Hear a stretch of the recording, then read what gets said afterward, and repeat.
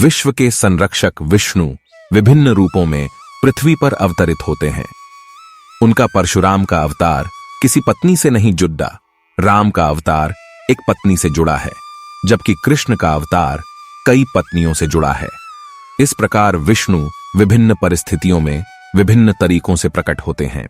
Disclaimer, यह video शैक्षिक उद्देश्य के लिए है। इस वीडियो में आप जो कुछ भी सुनेंगे वह इंटरनेट से लिया गया है, जो सार्वजनिक डोमेन में उपलब्ध है। कृष्ण की 8 मुख्य पत्नियां हैं। विदर्भ की रुक्मिणी उनकी पहली पत्नी है, जो उनके साथ भागकर विवाह करना चाहती हैं।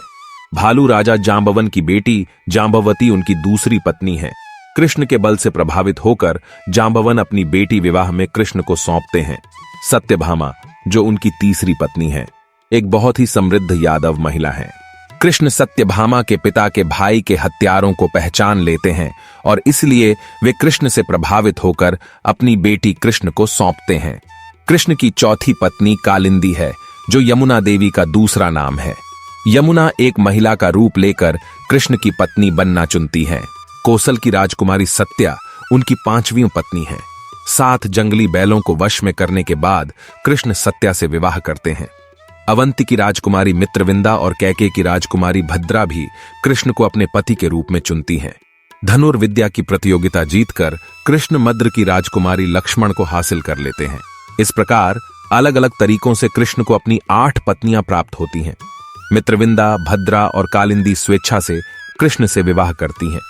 शक्ति और वीरता की प्रतियोगिताएं जीतने पर मद्र की लक्ष्मण और कोसल की सत्या कृष्ण को दी जाती हैं।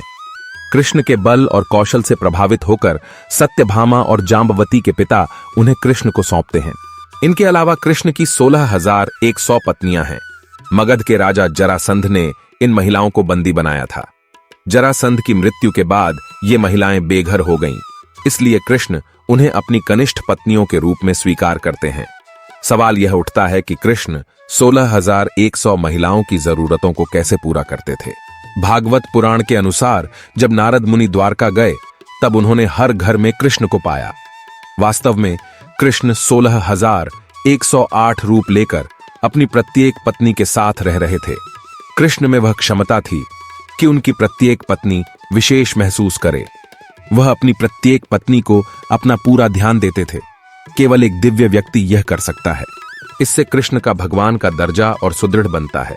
अक्सर यह सवाल पूछा जाता है कि कृष्ण की कई पत्नियां और भगवान राम की केवल एक पत्नी क्यों है।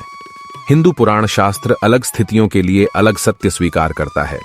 कृष्ण के विवाह जरासंध द्वारा मथुरा शहर नष्ट किए जाने के बाद होते हैं। मथुरा का विनाश कृष्ण को शरणार्थी बना देता है। कृष्ण गंगा के मैदानों से भारत के पश्चिमी समुद्र तट तक यात्रा करते हैं और रेगिस्तान के पार समुद्र के बीच द्वारका द्वीप पर शरण लेते हैं। उस संकटपूर्ण स्थिति में वह पड़ोसी राज्यों के साथ राजनीतिक संबंध स्थापित करने के लिए विवश हो जाते हैं। इन राज्यों में शामिल हैं रुक्मिणी का विदर्भ राज्य, मित्रविंदा का अवंती राज्य, भद्र का कैकेय राज्य और लक्ष्मण का मद्र राज्य। कालिंदी और सत्या गंगा के मैदानों के निवासी हैं। सत्यभामा यादव राजकुमारी हैं, जो अपने लोगों के साथ मथुरा से द्वारका में विस्थापित होती हैं। जांबवती स्थानीय जनजातीय समुदायों से हैं। जरासंध की मृत्यु से निराश्रय हुई 16,100 महिलाएं पड़ोस के अन्य राज्यों से हैं। इस प्रकार विवाह के माध्यम से कृष्ण कई राज्यों के साथ राजनीतिक संबंध स्थापित करते हैं। इससे यादवों को सुरक्षा मिलती है और वे द्वारका में रहकर पनप सकते हैं। प्राचीन काल में राजनीतिक उद्देश्यों के लिए विवाह करना आम बात थी। अपना राजनीतिक प्रभुत्व स्थापित करने के लिए राजा कई महिलाओं से विवाह करते थे। आज के वीडियो में बस इतना ही। आप इस तरह के नॉलेज संबंधी वीडियो देखने के लिए आप हमें सब्सक्राइब भी कर सकते हैं।